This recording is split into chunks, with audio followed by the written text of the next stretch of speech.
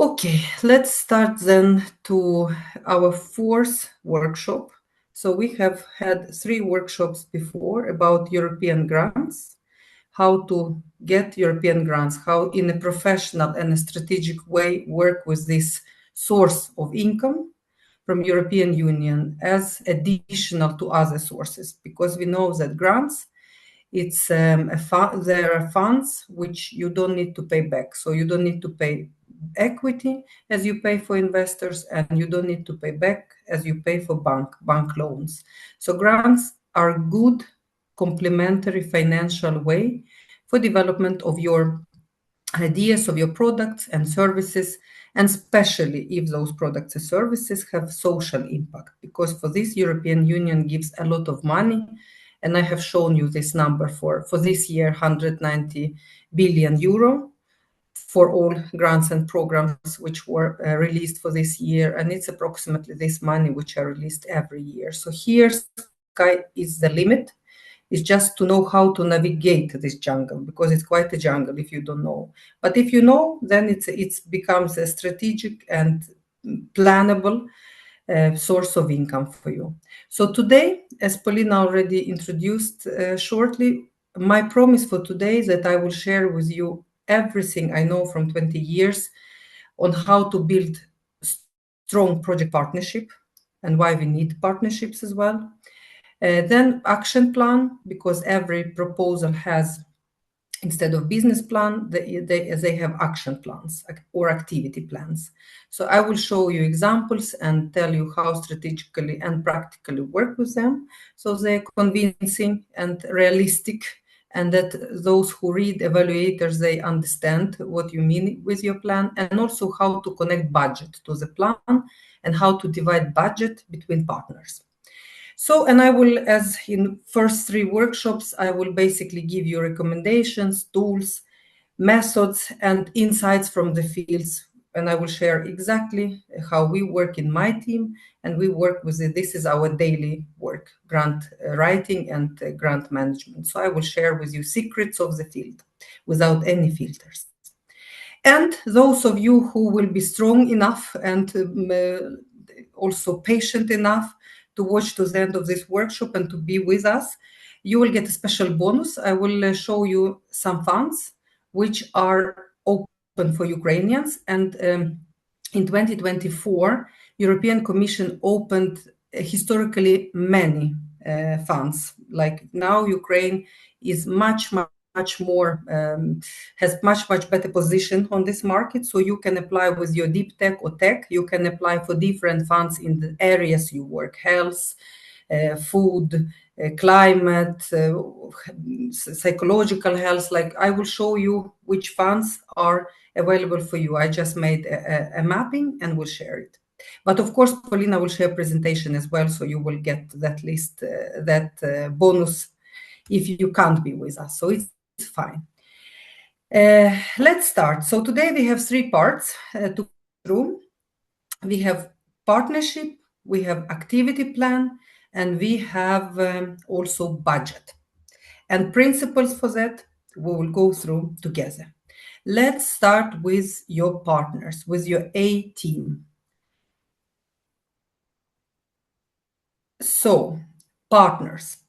If you are sitting there listening to me right now and you're a startup, an organization, working with your product, with your idea, with your service, you think like, why do I even need any partners? Like you understand why you need investors, you understand why you need people who support you, and clients, but what is this partner in European funded project and why I need them? And this is what I will tell you now. So partnership, other partners in the similar topic, you are working in the similar field. This is not an option, it's a requirement. Most of the projects, most of the programs, which I showed you in the first 3 workshops, they require partnering up with organizations working in the same field in order to get fund. There are some solo funds, like I showed you some. Right now, we have 1 open call in Horizon for Ukrainian deep tech. it's open, and the call is very obviously saying that it's a solo fund and you apply it as organization. But normally, this is not the case. Normally, it's partners. And here you can see I made a screenshot for you from the call for proposals for one project, which we submitted in Mira, Sweden. And here you can see very like criteria. It's very clear that they want minimum 5 partners, beneficiaries and non-affiliated entities from 5 different member states. So they are crystal clear what they want, and it's a technical criteria which we need to fulfill in order to even fit to the funder, in order to be relevant, in order to be eligible. So, and they also here say the following entities cannot apply as coordinator: profit making. So my company is profit making. That's why we couldn't lead, no, couldn't be applicant. We had another applicant working in the field, but who is not profit making. It's NGO.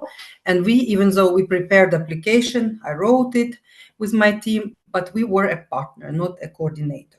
But it's fine because we will coordinate this project in practice. So it's no prestige in that. It's just that we fulfill the criteria. So partner composition, it's a must in most of the project, and you can find it in call for proposals. And I showed you in the first workshop how to read those documents and where to look. So you start there and see how many partners and from which countries you need to involve. Second, it's not only technical criteria, of course. There is a reason why European Commission wants you to partner up. They want to see that your project will really create this social impact we are talking about. Even you are all working with tools, products, services, which are supposed to make a society a better place. They are for people, even though you develop applications, deep tech products, but they are for people. So everything can be actually offered and served and described as social impact idea. Everything. I'm sure that absolutely everything. So, but it's not enough to show like this is my product and I am great and I believe in my idea. You need to show that you can scale this product, that you have strong network and expertise which will contribute to your project idea, to take your idea to the next level, and to make sure that your idea lives. Because when money finish, the grant giver, the European Commission, they want to see that there is potential for survival. Because if they see that the partnership is weak, that you have a couple of schools and they don't really have this know-how, and that you yourself not well connected, then they don't really believe that you can create this impact. They don't believe that you will reach out to the audience you want to reach out. They don't believe that you can make this product a business product after. So really your partnership, it's your strategic choice to show that your idea is credible and that you have all the expertise you need in order to make sense out of it and do the results you promise. And here I want to also make sure when we speak about partnership in European projects, it's important to remember that it's not only international. Like here they say 5 different member states of European Union, but partnership can, and also it's advised in many situations that they are also national partners. For example, when we submitted this project for 5 different member states, and Mira is Swedish, a company established in Sweden. But Mira is working in one area. We are working with social entrepreneurs, we're giving training, but we needed a public authority to show that really what we develop there will live, and then it will be integrated in local policies. So we invited municipality. Or sometimes you need to have university. So you really need to think strategically, who are your national partners? Because partnership and all this scalability, credibility is the whole concept of your idea, even in your home country. So I always think in this matter, like, okay, what is Mira having, which competence, which area of expertise we have, and what we lack. And we always invite nationally a stakeholder who can complement us. So that we are really strong, that it's not only us who come up with the idea and we don't know what to do with it. It's always someone else. So it's national and international partner. So apart in these 5 different member states, we had like 10 different organizations, or it can be 8. But it's really not only mathematical number, it's a strategy when you build consortium. Please leave your questions in the chat or write down, because I go through the presentation and then we can talk more. But if you come up with something before you forget, write it down. So now you understand what is partnership and why it's important. And now the question you have in your head, those especially of you who are not experienced in this area, for whom it's the first time, you think, what the heck? Where do I even look for those international partners? National, it's clear. Of course, you know your municipality, your university, you know where to go, but international, where to look for them? And here I have a list of where you can look. You have, of course, your network, and in social media, it's hundreds and thousands of channels. Only Erasmus Plus, which is educational platform, has, I will not exaggerate, the tens, up to 100 different channels: Erasmus Youth, Erasmus Sport, Erasmus Original, Erasmus this, and Erasmus that. And it's no wrong or right, because social media is something which flourished. People start these groups because they want to help each other network, find partners. And in Mira Sweden, we use a lot, and we are members of different groups, and we monitor them just for fun, and sometimes it helps as well. But as professional organization dealing with it, we actually go to the roots. We use the tender portal, EU funding and tender portal, which you've seen in every workshop we've had together. In this portal, you have everything actually, including partners. I will just now show you some screenshots where to look. But you really, it's a self-sufficient platform which can help you. You can start here. And then if you feel still there are other, I can give you also tricks from the field and some pitfalls to think about. But start here for those who are totally new, and it's really well established. And here, all organizations here, they are recommended by European Commission. They are approved. So you will not be a victim for something in this case. It's more secure way to go. So this portal, you can see screenshot number 1. I just went to, if you go to the home page and you click here, funding, and you will see all these options. And one of the options here with the green partner search. And if you press it, you will see 10 plus thousands of results. Here I press it, and you will have 10 plus thousands. So it's a huge database. And how to deal with that database? Here, you can go and you can filter. You can find program, you can find field. So it's a very good filter. You navigate in that filter, and you will see hundreds and tens of organizations, universities, and they describe their profile, and you can choose whom you want by reading them. And also, what's good there, put your organization there. If you're working in a mental health field or in an agricultural field, describe your product, describe your know-how, register there, and here you are. You will be contacted by others who have ideas and who want to network. So it's good to use it as both, promote yourself and find partners. There is also a way you can look and search on the platform.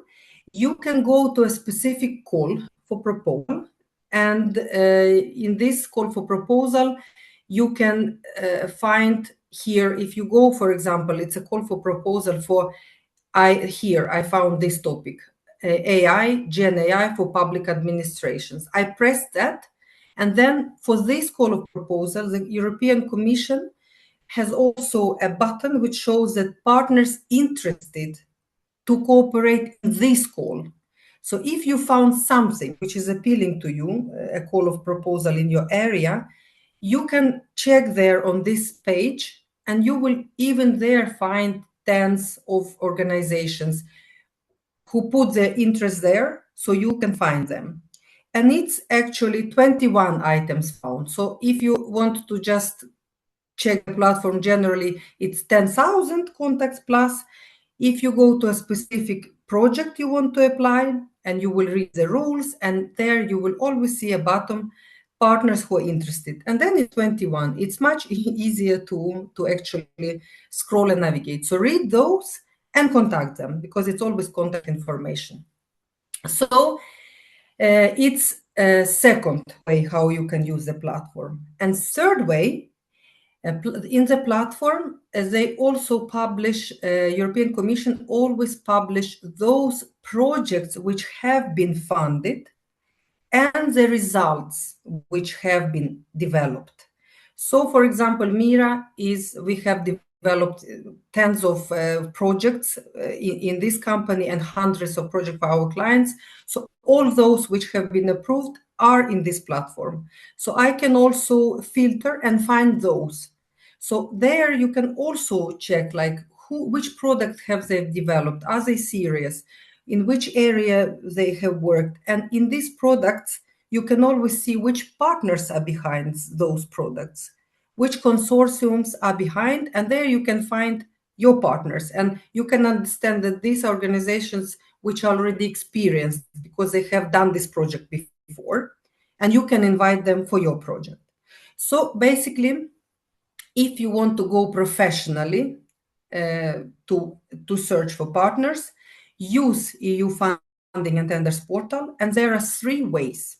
And all 3 ways I have just mentioned. Just to summarize, you can go to partner search, and it's a general search. It's 10,000 plus organizations there you can look for.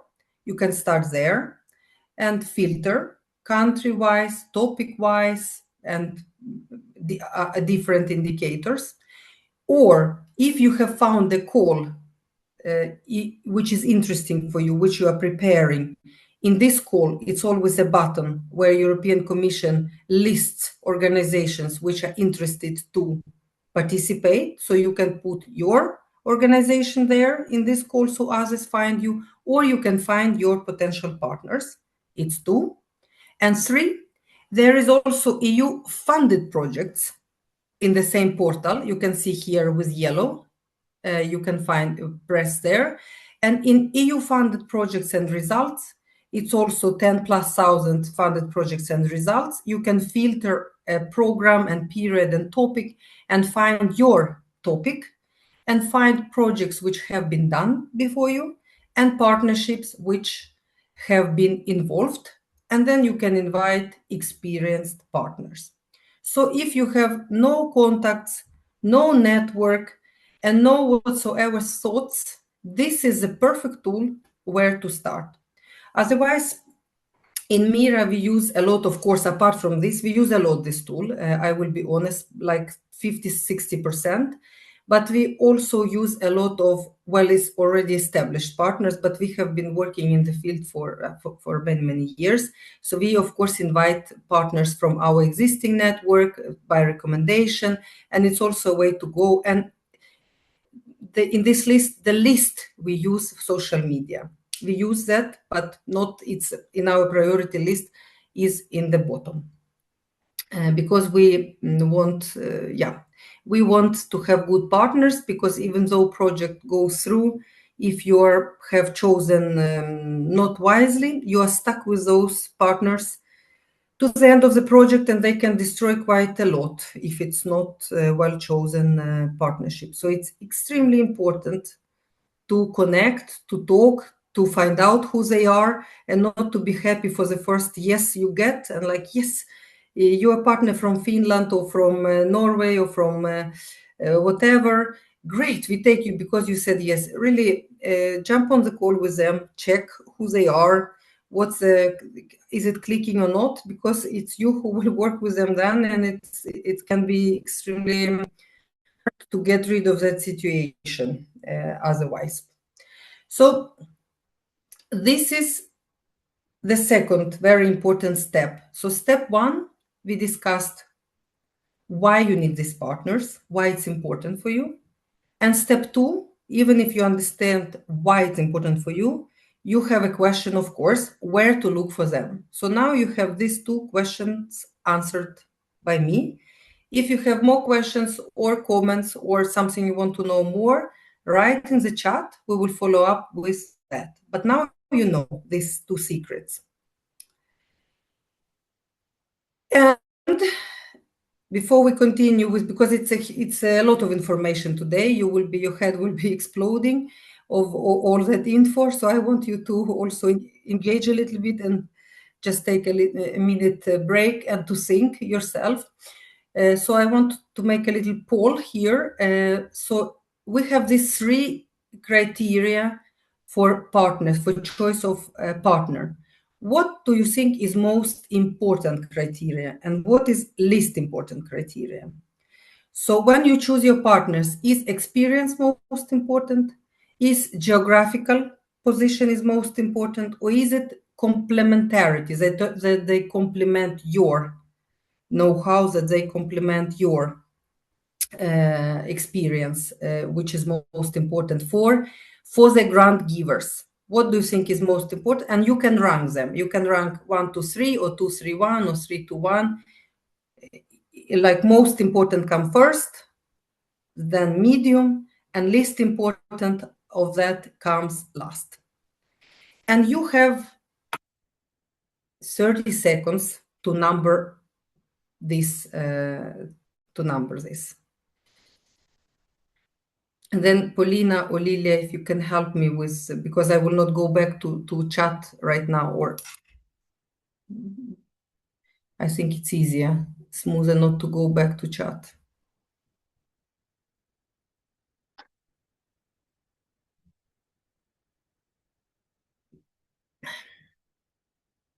Do we have any answers?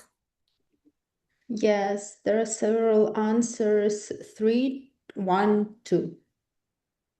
3, 1, 2. Okay, so it's complementarity, experience, and geographical coverage. Okay, thank you. Very good guess. Very good guess. It's someone who is working with grants. Okay, more options? We actually have several answers like this, and no other options. No other options. So it's unanimous complementarity, that someone who complements you and offers to the consortium something which you don't have. Second, experience in the field. And 3, geographical coverage. All right, that was a wrong answer, but it was a good guess. It's actually complementarity, geographical coverage, and experience. Experience comes last in the grants. Complementarity, it's extremely important. It's what I said to you. It's strategic. It's strategic. You show why this consortium, what each partner has, which little puzzle of this bigger picture each partner has. So all these puzzles become one beautiful Lego house or one beautiful picture, which is like balanced and like they come together. Complementarity is number 100%. But geographical coverage plays a very important role in European funds. They want balance. They want Southern Europe, Eastern Europe, and they want Northern to be represented. So I know that this rule is not very well written in the grants, but we always use it. So it's a life hack for those who write, of you who write, that try have the coverage of the whole European Union to show that because South and North, it's very different systems, it's very different conditions and contexts, and European Union wants to try these innovative ideas in different. So it's very good to show that you are trying and that it's really European solution. So geographical is important, and experience, it's really less minor important. Experience in grant management and in the project management is really like nothing European Commission looks at very carefully. They want balance. They want that some partners are experienced, very experienced to ensure quality, but it's fine if in consortium has totally new partners without that experience.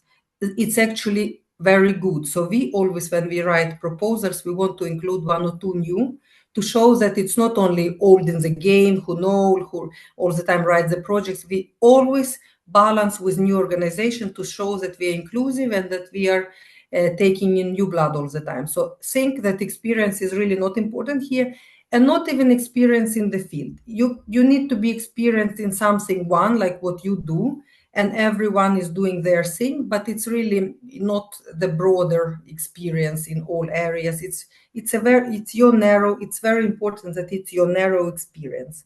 So experience, it's less important of partner criteria. So it's 3, 2, 1. But thank you for good guesses. They were really, really good. And I would guess that myself, to be honest, if I didn't work with that for so many years, because it's a little bit unwritten rule. So how to make a consortium your strategic advantage? Here are some advice which are good to think about. So when you build, it's not only tick the box. It's not only to invite from these geographical areas, one from Spain, from South Europe, one from Sweden, from North, Middle Europe and Ukraine, and to show we have geographical coverage. We have this type. It's really, you really need to motivate. Really need to motivate why this consortium. Why do you think that this consortium will solve the problem you want to solve, and why this consortium has this expertise as a common expertise, like all puzzles, which will really solve the problem. And this is very important. You need to show this complementarity very, very clearly. No general terms that we are all professionals in the field and it's really concretely. Organization A does this. Organization B has this. Organization C is very experienced in grant management. Organization D is very experienced in deep tech, like in development, but they have no experience in grant management. But it's fine because it's covered by organization C. So you really describe all competencies and then how they all come together and make your project realistic. Then you need to show reputable organization. And this is nothing which you will read in the call of proposals, but this is something I advise you after all these years. It's always good to have a strong, solid, not only newcomers who just started, and strong, solid, I mean, in these big EU grants, which we talk about, all these big programs, they want to show, they want to see, European Commission, they want to see sustainability. And sustainability is covered by either public organizations, most it's like how European Commission reads it, or university, or big organization with a lot of resources which can continue to work on the product even after the project. So it's always good if it's a group of organizations like startups which have this brilliant idea. I always recommend to include a couple like business parks or universities or some like grounded for whom it's not they are not only working with this product you're working, or not only working with grants, but they have broader, they solid roots in something to show that you have a good roots. Someone supports you stronger than your idea. Something is broader than your idea because it shows credibility. And if such a stakeholder like municipality, university, business park supports you, it shows that they believe in you, and it shows that they, yes, European Commission saying that if they believe, we believe too. So it's very good to have a couple of strong organization always. Then it's show shared commitment. It's very good that partners are involved in. I will talk later about activities and budget. Don't do it in your corner and then just share some result with partners. Then you will not get committed partners, and then the project will be not good and application will be not good. Involve them. As soon as you have established partnerships, then directly reach out, build workshops, meetings, when you talk to them, when you together work on that, because they really need to share your concept, your plan. They need to provide their point of view from their country because contexts are different, and also budget. They need to feel that ownership, that they are involved in development of the concept, and that they are involved in the budget. Budget is extremely important because money is energy, and energy we need for, yeah, this is why we apply basically. So everyone wants to be involved in the budget. That's 100% life hack for you. And then when you know, when you involve them, of course, you will have very clear division of roles, and budget will follow that division of roles. So it's really life hacks. Don't do it, because many organizations who are unprofessional invite Mira, for example, and they just like, oh, and I think, oh, it's an interesting idea when I get concept note, and it's in line with what we do. Yes, we can support that as a partner. And then they disappear. They don't follow up. They don't share with us anything. They don't involve. And then they get yes from me and then nothing. In this case, I say no to them. If I see that time goes and I'm like, remind once, twice, but then I'm like, you know what? No, it's fine. We are not interested, because I don't want to say yes to something, to an idea. I want to say yes to a business plan, to a budget, because my team will work on that. I want to make sure that it's something we really want. So I want to be a part of the process, because it's a consortium and not one person who decides everything and then shares the tasks. This is a very bad strategy, and you will lose in this case those big partners you need. Those who need money will stay, but those who you really want, they will leave, because it's not the way to do it. And so this is it about partners. Concretely, what we do, if we are very practical here, what we do in Mira when we write proposals and invite partners, it's also life hacks from our everyday life, everyday working life. We do these 3 steps. We always develop a clear concept note of our idea. In this concept note, it's our pitch, and it's good that it's not 100 pages, but it's 1 page, where it clearly says which call of proposal we say, we apply for, how much money we want to apply for, which partners we are inviting, and our idea. Very, very short. It's basically elevator pitch with main concept. And this concept we send through this portal or through our network to those we want to invite. And then, so it's because people are very busy now. No one has time to read 10 pages and follow up, and people sometimes send to me like a lot of like, check my page, check my this, and I don't have this time. I have 2-3 minutes to make a decision, yes or no, and I need a pitch. So basically every partner works like that. Prepare a short, clear pitch. And another thing I want to say here, I've seen many times some trainings where people work on concept note for weeks. Like some organizations are getting paid for like, let's prepare a concept note, and it's a training when we meet 5 times and we prepare a concept note. And it's madness, because you don't need to pay for this knowledge, because concept note, basically, ChatGPT can help you with that. What you need to be clear, you need to make the steps which I described in the first and second workshop. You need to have a clear idea aligned with what donor gives money for. And this idea, you need to just clearly write in this. You don't need a special format, a special template, a special way of writing. There is no such thing of a concept note. It's just something short and concise to respect time of the people you send. And you can, after, if your idea is clear and if you have a good pitch, good elevator pitch, ask ChatGPT, write a concept note for a Horizon program, for this program, to invite partners, to present it in a clear way without any technical language, in a clear way. Through 2 seconds, ChatGPT gives you answer based on your idea. Idea is important here, not these formulations and templates and all these sticky notes. People are working for weeks, losing their time and money.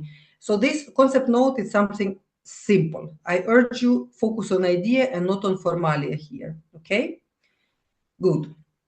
Then when you have this concept note, which is clear, send an email, and after this follow up with a video call, because you want to see whom you're working with, because you don't want any underwater stones. As I said, you want normal reliable partners who are like, yeah, whom you can trust, because this is a commitment for years and you want to trust people. And one thing which we always send when we get yes, and when I jump on the call and I see that, oh, great, this partner I really want, they're great and they will contribute, then what we have a template, it's a PIF. PIF is a partner information form. PIF is something which we have a standard template, and it collects all the information which donor wants to collect, like organization type, a number, contact person, a telephone, and about organization and what organization has to do with this project. So it's a standard template. So you collect the same information from all, and you collect relevant information. Because partners, is it a question there, or I can share this PIF to Polina, so you will all have our PIF, okay? So you don't need to come up. But PIF, it's something which is very European. Everyone has a PIF. So and this is to avoid to collect something which you don't need, because if you say to partner, okay, send to us information about you, you will get one paragraph which says nothing, or you will get 10 pages and you need to sit and lose hours which say nothing. Instead, you ask what you want to know, like a questionnaire. This I want to know, and you collect from everyone exactly the same. And it's also professional, because people, as I said, time is money. They want to fill in one, and not to get from you 100 WhatsApp messages and this question and this, and how would you think about that, and what do you think about this. I prefer to fill in one template with clear questions, and then you work with that information. So PIF is a template which is very important, different from concept note, which is a free format. You can experiment there together with ChatGPT. So this is all steps we have discussed when it comes to partners. And I know it's intensive, but this I want to give you rather more information than less, that you really can, without me, go and use it and approach this. So basically, we discussed now why we need why we need these partners, who are those partners, both national and international. Then we discussed where to look for them, and it's a portal which I advise you to use as your first option. And we also discuss strategically how to approach that it's complementarity, which your first criterion, and then other things to think about. And here is how Mira works. It's our methodology, basically 3 steps we use with every project we do. Of these hundreds we submit all the time. So these are a roadmap for you. Just copy it to save your time and nerves. Let's go to the next step without breathing, just maybe one breathing and breath out. So you now go to the next step. It's action plan, business plan. So basically, you have now your consortium, you have your partners, and now you need to create a business plan of your proposal. And those of you who watched previous workshops, which were about part B in the application, they know that each application consists of several parts. Part A is normally digital part. It's information about address, consortium, budget, like technical details. And part B is your pitch. It's basically where you write your idea, you describe the problem, where you describe your partnership. This is where you pitch and you answer questions. You follow the template, how you pitch your idea. So in this part B, there is always an action plan. It looks differently, but the principle is the same. And I will share the principle with you, so you can apply it in any application you will find. So it's not, you will be not, don't be afraid of that the form is different. Just you understand the principle, why it's there and what you need to do. So then form is just answering the questions, basically, if you strategically understand what you are doing. So basically, action plan is the next step when you have concrete idea, when you have concrete problem, and then in order to arrive there, you can watch previous workshops and do that. And then you have your consortium, which we have learned today how to do. And with this consortium, you build your plan. And this plan, it can be called differently. It can be called work packages, it can be called activities, it can be called milestones, it can be called, there is diamond model. It's like so many different models and so many different theories and templates. But normally what European grants like very much is work packages. This is the most common form to divide your work. All these 2 years or 3 years you're going to work with your grant, you divide it in big chunks, in big blocks, and those blocks are called work packages. Here I show example from one of our projects. How we divided it this 36 months, we divided in 5 work packages. So each work package is a chunk. What project management is something we do the whole project from day one to the last day, and it's called work package 1, project management. This is all activities which are related to managing the consortium, reports, quality assurance, everything is that work package. Work package 2 in that specific proposal was action and validation cycle. Basically, you need to know the idea in order to understand it, but in other words, it's need analysis. It's need analysis or research or round analysis, you can call it differently. But we did it also, it was like a startup idea project, lean innovation, which we did to all the time collect information. So from month 2 we started and we did it to the last month. So it was also a huge work package, which was during the whole project. Work package 3 was building Trust Accelerator. It was our product which we were building, and it was technical part, which it was technical solution with AI. So we started month 10 when we had data, and we finished month 32. Then we needed to develop a policy. It's a policy level. We had policy stakeholders on European and local level. Those policy stakeholders learned how to transition all our findings to policies, and they worked also during the whole project. And dissemination is like spreading the result. It was also the whole project. So this project is very like almost all work packages are the whole project. Sometimes it's more common, it's when one work package finishes and the other one starts. But it's really something you discuss with partners. If we did the research survey or analysis, we finish this with the report, then we start, we test, we finish this work package, and so on and so forth. So basically, it's very individual, depending on the project, how we deal with that, and you discuss it with partners. Then you fill in the form, and this is from that proposal which I shared work packages with you. You fill in, and it's no rocket science here. It's just answer the question. What is objective with this work package? Who will lead it? Who is the lead beneficiary? How many months? What will be tasks divided? Who will lead those tasks and results? Basically, you answer, it's question answer. It's much, much easier than develop idea and develop your innovation. You basically write the answers to those questions, but this is something you talk with your partners, and you can, when Paulina shares, you can use this as a template, but it's many, many examples out there, I'm sure. And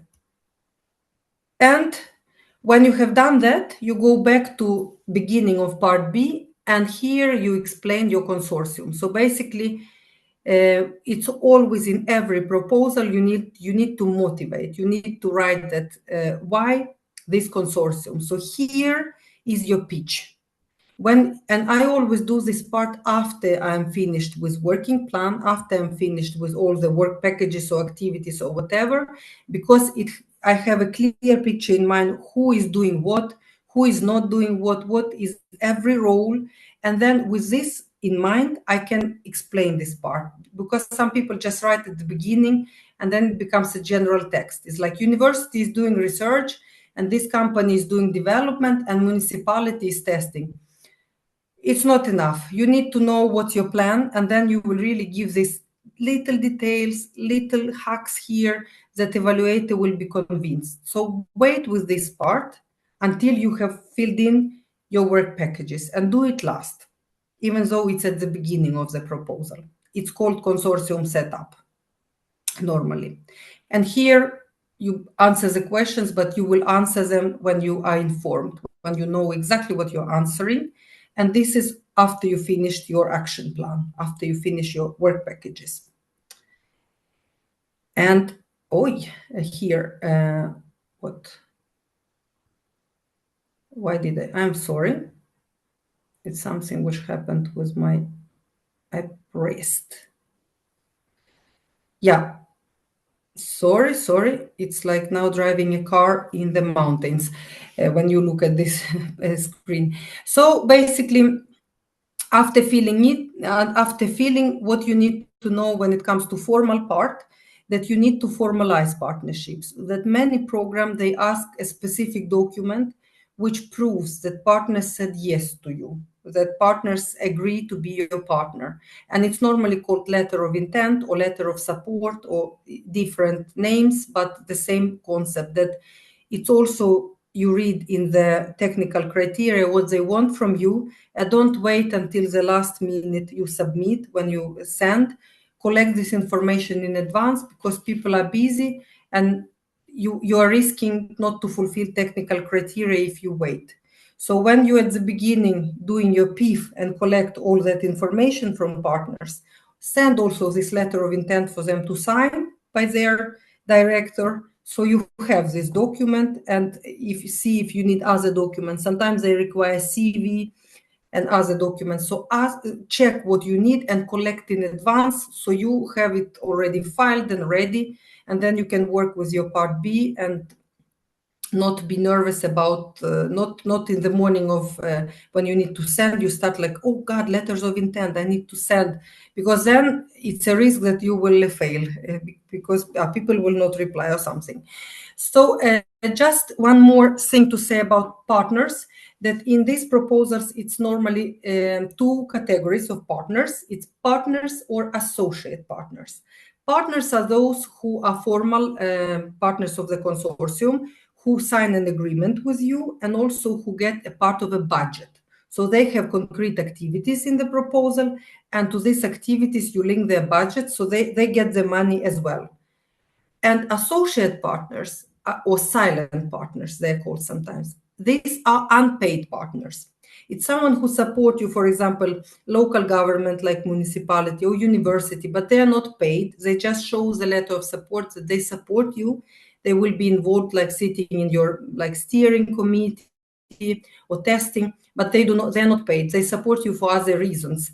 So they also need to send a letter of support. You also mention them in the application, what they will do, but they do not have any money. They do not have any budget. So you need to be very clear in the proposal who is your partner and who is your associate partner and their roles. So this is also a technical hack, good to know for you. And now, budget. So now when it comes to activities, I know that it's a lot of information, and I warned you that it's a very heavy informative workshop today, because I want not to miss anything. I want you to have all the information in hands to be prepared. So when it comes to activities, you know that there is a form part in the part B, normally second part of the part B, which you need to fill in. And it's called different weight activities, milestones, work packages, normally work packages. packages. So you discuss with partners which activities you want to do, how you want to cluster these activities in work packages, in bigger chunks of work, which dates and who is doing what, and then you just practically filling in that form. It's just a technical work. You fill in, answer on the questions, and then you also motivate in part B why you chose the partnership, and you have a clear picture in mind why you chose them and who is doing what after you do this part. So leave this part for the last, motivate your partnership. So it's just a short summary from activity plan before we go to budget. How to translate action plan into a good budget. Because budget is also exactly as activity plan, evaluators always read budget, not only like, it's okay, budget, this money, it seems realistic, like 300,000 we give them. They really, evaluators read budget as much as they read part B. And I've worked as evaluator for 6 years. I always started, almost when I read activities, I always read budget at the same time in parallel, because they really need to be aligned. If in activities you promise very much, you have very ambitious goals, but you are a little bit shy, you think, it's the first time we apply, I give a little budget just so we get this money, it's a bad strategy. Because I, as evaluator, I said no to such projects when I worked as evaluator, because I think that then I thought, it's unrealistic. They are so ambitious. They want to do so much, but they want this little budget. It's no way they will pull it off. It's no way they will implement. So we said yes, because the budget was unrealistic. It was too little. Or sometimes it was too big. Sometimes people want to do a research, like some minimum work, but they like want 100 dates for every little activity. And then when I look at it as an evaluator, I think like, oh my God, this you can do, like it's like max 1 week of work, and you are here writing for me 100 days or 50 days. Like, no, it's a blown up budget. And this I also said no to. Sometimes if you're lucky, evaluator can, if the idea is so brilliant and partnership is so brilliant and activity plan is so brilliant, then evaluator can come back and say like, you know what, guys, this budget is a bit unrealistic. Can we decrease this and that if you want to get your project? Sometimes this negotiation takes place, but with this competition of European grants, which is there, it's much easier to say directly no. So you really need to work with your budget, like work with it very, very thoroughly in order to get it. Don't make this mistake. Make it realistic and balanced and connected to activities. Don't do it preliminary. And let us go through like main hacks, what you need to think about when you put your budget together. So you are working strategically with budget as another tool to get your project through. So exactly as everything else, as activities and as partnership and all other parts of the application, all the answers, what you need to know in order to prepare, they are in the call for proposals. This working document, document is your Bible. You read it, I read it with my eyes, with my experience, at least 10 times, because I all the time find something new, a detail, which is very important to know. So this call for proposals, they will show you exactly which categories they finance and what you need to know. They write what that we finance. In this case, I took a screenshot from such a call of proposals. It's a personal cost, it's subcontract, it's purchase cost, travel, equipment, and they give this list, and they always explain what they mean by each cost. So read what they give money for. Don't use your fantasy. Use this information and propose the budget which exactly those costs which they are covering, not anything else.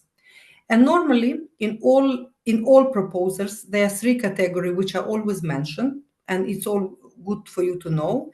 It's direct costs, indirect costs, and ineligible costs. So what direct cost is. Direct cost is what a grant manager will give you grants for, grant giver or donor will give you money for. These are costs directly linked to your project under the project lifetime. So it's salary, it's trip, it's technical costs, it's like everything which directly is needed to make your project happen. Exactly number of days which you need to spend, trips which you need to make, licenses which you need to buy, facilities which you need to rent, exactly related. So in your activities plan, you write what you do, and then you calculate for each category what you need. So these are your direct costs, and they need to happen during the project. If you want to, some people want to cover in the budget money for preparation of application, which they spend to prepare the application, and it's not eligible because it's something you spend before, it's not directly linked to project itself. So this direct cost, it's really important. It's for under the project lifetime. The last day of the project is the last day of the expenditure. You need to spend everything because the day after, everything you spent already ineligible because project finished. Indirect costs, they are also eligible. This is something also European Commission pays, and they are called indirect because they are not directly linked to the project implementation. This is not salary connected to need analysis or development. This is not facility. It's something which is your organization needs to carry this cost, like overhead cost, basically, which you need to carry out in order to make this project happen. It can be printing of materials, it can be facility like electricity, administration of your financial manager. So normally it's a lump sum, you get a one sum, you get like 7% or 5%, and you don't need to report them in any way. You don't need to show justification. Like direct costs, you need to justify, you need to send proofs. Indirect costs, it's something you don't need to. It's just a lump sum. You get out of your total, you get 7% for everything overheads, which you don't have to report. And ineligible costs, every time they're also mentioned, it's application writing before the project, it's debts, it's membership, political purposes. The list is long, but yeah, it's every time donor writes what they will not pay for, and it's good to read so you don't include those costs in your proposal. So this is the what grants pay for and not pay for. And you can find, this is a technical information, and in call for proposals, you can find it and read carefully when you make the budget that your direct costs are exactly what they pay for. Indirect costs, it will follow the lump sum out of your total budget. And ineligible don't include something which is not, they will not pay for, European Commission. Yes, and here I will not say too much. You can read it after when you get the presentation, but basically it's always a budget form. They are very different. It can be Excel form, it can be Word, it can be online or offline, just basically what you attach. Budget form is differs, but for you, it's not what shall scare you that they look differently. What shall scare you is that your budget is unbalanced and unrealistic. You need really to go like manually for each activity, for each partner. You need to write what you need, which money you need, and then base the budget on that. So worry about content, worry about the data and not about formalia. How this Excel, sometimes they look very scary, very big, but they are, it's never the problem. You can understand that and ask desk help at the commission. They can always help you and explain, or there are national also points of contact to help. But think about how the budget is divided, not how the form look like. And divide also between partners, because this is what donors look at. is it fairly divided between each partner? That not the coordinator gets the whole budget and partners get peanuts. So it's fairly divided. It also activity and budget, they align, they come together. That also it's balanced and proportional to the results, that it's not too much money or not too little money for what you promise. So have this discussion with your partners, and this is the best tool, the best way to make sure that it's realistic, because you will think together and that they will be involved, especially those who are more experienced, they will help you. So this, like, fill in the form, don't worry about format, worry about content here, exactly as everything else. Don't be scared that how it looks like, it's just the questions, answer them, but have a clarity in yourself what you're answering. This is my life hack to you, which is important, and it shows in the budget which I read. It shows how it was, if the person understood what the person did, or if it was just done. Yeah. So it's clear. Yeah, and here is again, I can't stress enough, going back to the partnership, it's really divide fairly between partners, that everyone feels that they are like that you pay for the work. It's very important to pay that it's fair and transparent and agreed, because you will have conflicts. Budget is the biggest source of conflicts in this area, especially when you're doing everything by yourself and then share with partners when the project goes through. Then the conflict starts. It's like, why did we get this little? It doesn't reflect how we work. So this you need to be really careful with and crystal clear at the preparation stage.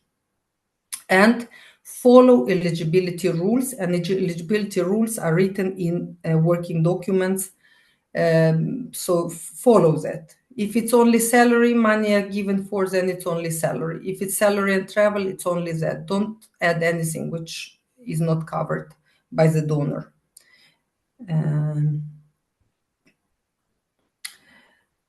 And I will now, I'm sorry, I need to plug in my computer because the battery is dying, I think.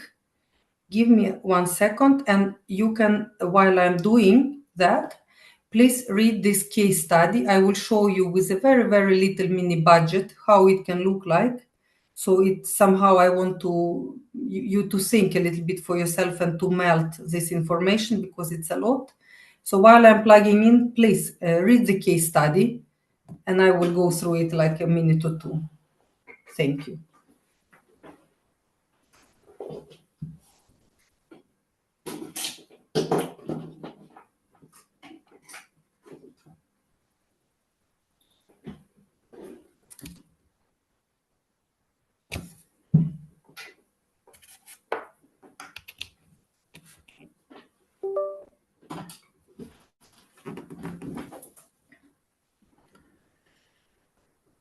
Yes, now I'm connected to the source. Thank you. So you've read the case study. Thank you for your patience and thank you for reading.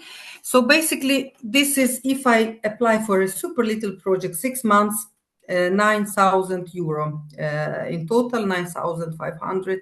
I want to develop training material and implement training workshop on digital skill for youth. It could be a youth Erasmus project or something. So basically, this is how it could look like in work packages. If it's only 2 partners, Ukraine, who is leading, and Spain, who delivers, they have the know-how. They are, if, for example, Ukraine has youth, and they have all this experience with youth, and trainers in Spain, they have know-how what you want to train in this digital skill. So you come together, you build the project, and then you divide in these work packages: project management, design, like development of this workshop. Then you do the training, local training delivery, and then monitor and report. So you see that I divided in work packages, activities in which work package, of course, you break according to the template more and describe who is doing what and what results and everything, like what template asks you. And then responsible partner for each work package, it's always one who is more responsible, even though both are working with some activities, but it's always one who leads a work package, so-called work package leader. And it's important strategically divide who is leading what. And duration. And you see that I translated this action plan into budget to direct costs. And you can see what we get in both cases. Partner A gets this sum on salaries, travel, training material, and admin, and what partner B gets. So it's this hopefully is building on an agreement with partners after a workshop, both activities and budget, and it's aligned. And to make sure that this budget was divided fairly, this is the principles I would use if I would be the grant writer in this case.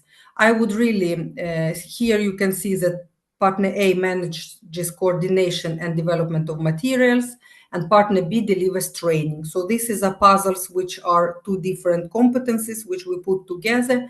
And of course, bigger share for partner A because it's more job and more responsibility. And each partner knows exactly before we submit what we are doing and what are they getting paid. All costs are direct. We are not paying for something which are not linked to the project, and it's during the project time. And we can see here that partner A, it's 66%, partner B gets 34%. And me as evaluator, I would approve that. I would think like, yes, it's well motivated, it's linked, it's transparent. I can see that these people work together. This makes sense. Because if it would be 50-50 in this case, I wouldn't believe that budget, because I would think like partner A does much more. They develop material and they coordinate.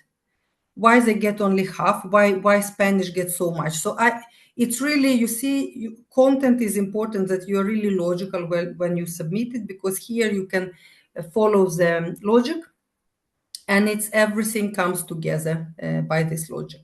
So please remember this case of this little 9,500 when you make your 1 million euro budgets, because the principle is exactly the same. I think I prefer to skip this part because it's repetition. And I see the time is running, and today we have very intensive. I prefer to get your questions, but I want just to summarize this everything which I've just said. That it's important to build your partnership, to make your budget, and to make your activities together strategically, following the tools and the methods and life hacks which I shared with you.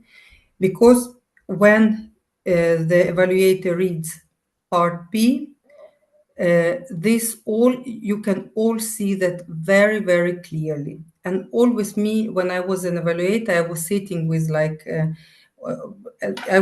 with project program or proposal program, this working document where I read all these criteria and I knew exactly what I'm evaluating. And then I read the proposal and budget, and I see, do they follow what the program wants them to follow? Yes. Then the second thing I looked like this partnership, is it realistic? Are they experienced, less experienced? How are they built?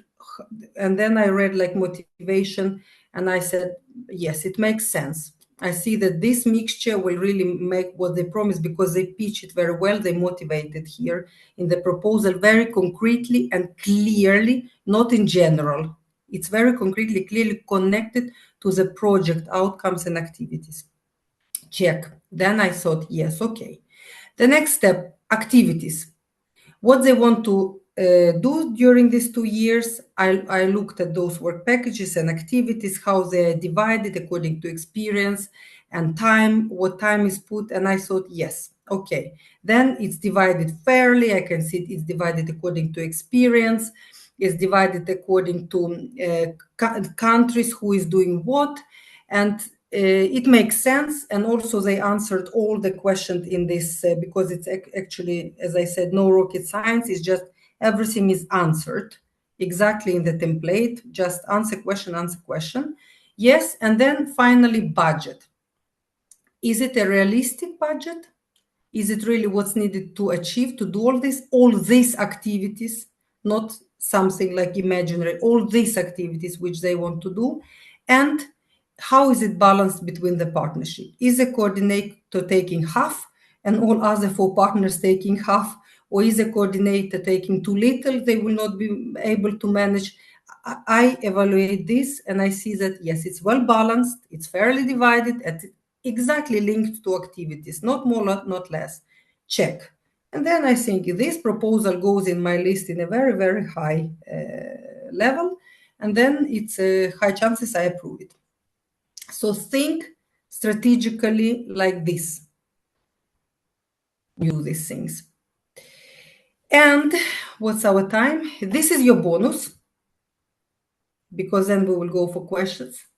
This is your bonus. I actually was sitting yesterday evening and checking what is out there for you, because you are Ukrainian IT startups. I know that because some of you I know from other contexts. I work with Ukraine a lot. Some of you are educational and not pure IT, but mostly IT. But as I said, and I repeat every workshop, we should not be blinded that we are IT and we need to apply only for IT. We are IT, but we work for different topics and we work for different social impacts. And for us, there are so many more opportunities than just IT funds. For us, it's hundreds of funds every year opened. And from 2024, for Ukraine, many more opportunities opened up. Before, Ukraine was very limited as associated country to European Union. It was very little opportunities. The Ukraine couldn't be partner everywhere, could be just associated partner as exception. Now, from 2024, and more is coming. More is coming. So you really need seriously to strategically include it in your business. And when you look for it strategically, it's what I want you to remember. If you forget everything else from these four workshops or from today, remember one thing: do not limit European funds just for, like, if you IT, to what is given in the area of IT. Go to your topic instead. And then you will find so many opportunities. For example, if you're working with health, you could do so much more than, and you're doing application for health. Of course, you can apply just for IT and just be focused on that, or you can apply for health here in SERV program. It's program actually for inclusion and human rights, but now Ukraine can be a part of it, and you can, if you read the call of proposals, and health is very open, very often mentioned as human right here. And you do health open, and you do health, like you work with different groups who are disadvantaged in the societies, like veterans of war, refugees, people with different different needs. They are all here in SERV, and there it's a lot of health programs given every year, but they are called inclusion and human rights. And you are a startup working with health and IT. Go here instead. So you will, with your brilliant solution, you will be a king or a queen and get this money and increase your chances. Just exactly the same. It's about justice and law, but it can be justice and law. For example, we just submit today, actually, my colleague submits today an application for our own project portfolio, because we work with this. She will submit about diverse and inclusive workspaces and to follow the rule of law. So this is like, we are not lawyers, but we have an interesting application actually, which is a digital tool, which will help together with other 5 partners and artificial intelligence, make a measurement for small business to see if I'm inclusive and diverse or not, and like blah blah blah. So it's actually a tech solution, but we will submit it today before 5 o'clock as a deadline to Just program. So it's like, this is how we read it. Okay, horizon is a whole new opportunity within health, culture, civil society, civil security, digital industry and space, climate, energy, food, bioeconomy, natural resources, agriculture, environment. Even though you IT, but Horizon is definitely for you. It's definitely for you. But Horizon is of them all. Horizon, I would say, is one of the most competitive program. Something which is less competitive for Ukraine, but exactly the same value. It's EU4. It's called EU4. It's an umbrella name. EU for health, EU for business, EU for culture, EU for environment, you said, or energy. This is like Horizon, but this is done exactly, this program is open exactly for partner countries like Moldova, Ukraine, Georgia, Eastern Partnership region, to align with EU standards. But it's less, it's less research and more practice in this EU4. So this, for example, is something for you. Or Digital Europe is also like Horizon, but it's more less research and development of totally new from scratch innovation, but more deploying and scaling up your digital solution already existing to strengthen Europe's capacity. And so it's Digital Europe, and Ukraine is also there. So basically, for you as IT startup, sky is the limit in this arena, in this field, is just to master the skill, because exactly as you start business, you know that you're overwhelmed as a business owner, because you are yourself and you're one man or one woman orchestra. You're doing everything. You're pitching, you're working, you're writing, you're developing your product, you're doing financials. As a grant writer, it's exactly the same. If you're not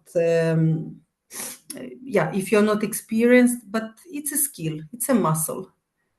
It's a muscle. If you train it, you will fail once, twice, but then you, at the end, you will master and it will stay with you forever. You can also, if you, it's a way to learn, but by your own experience, but you can also join the courses where you can learn. You can join the program to become writer quicker. And in Mira, this is actually what we do. Apart from writing, our biggest niche is training this. So we are doing courses, boot camps, we are training in this. We want to develop this skill, this muscle much quicker to show the results and leading. So you can also join Mira or other activities and learn this skill quicker and use it strategically for your company. Or you can also go to consultants and buy this service. But it's quite expensive. But yeah, it's as I told you in one of the workshops, it's quite expensive, and it will anyway demand a lot of you, because it's the consultants, they will not write by themselves because they don't know your idea. You will need to like basically lead and give the content. You will need to give them this meat they are working with. So this is also something you can work with. So by educating yourself, basically by going through trainings, you increase your chances from 0, 1 to basically at least 20. So because this is, as I said, it's not a rocket science, it's a muscle. And here, as a last slide before questions, I want to just show you a little bit of advertisement that you can join us. We have this training opportunity which is coming up now in November, but we will also reach out to you who are participating with us today. We have also one-day boot camps where we are like, it's very concentrating training, concentrated, but a little bit cheaper when we write together. Or we do this training, then we do, it's a lot also for you. You will improve a lot just to watch these 4 seminars, which so kindly, Ukrainian Startup Fund invited us. Only watching those 2 already will give you clarity how to proceed. But yeah, you can educate you more by trainings like this. Or also, it's for me, it will be personal pleasure. It's our last time today. If you subscribe to this newsletter, because it's Mira Sweden newsletter in English, and this newsletter is my baby. I write it myself, and here I write every week something hands-on, like tips, tricks, funds coming out, how you write, partnerships. Like I share basically from my everyday work in this field, everything with the subscribers. We have many subscribers. This is our tribe, our network. And if you want to become a part of it, and it's free of charge, it's just a newsletter. Subscribe, and it will be your direct connection with me, because I'm the one who is the author of those. And I would be pleased if our tribe increases in Ukraine too, and not only stays in European member states, because Ukraine will become European member states as well soon. Yeah, join training or newsletter, or just email me or contact me in other way, write in Messenger, and we will, yeah, be in touch even after this workshop.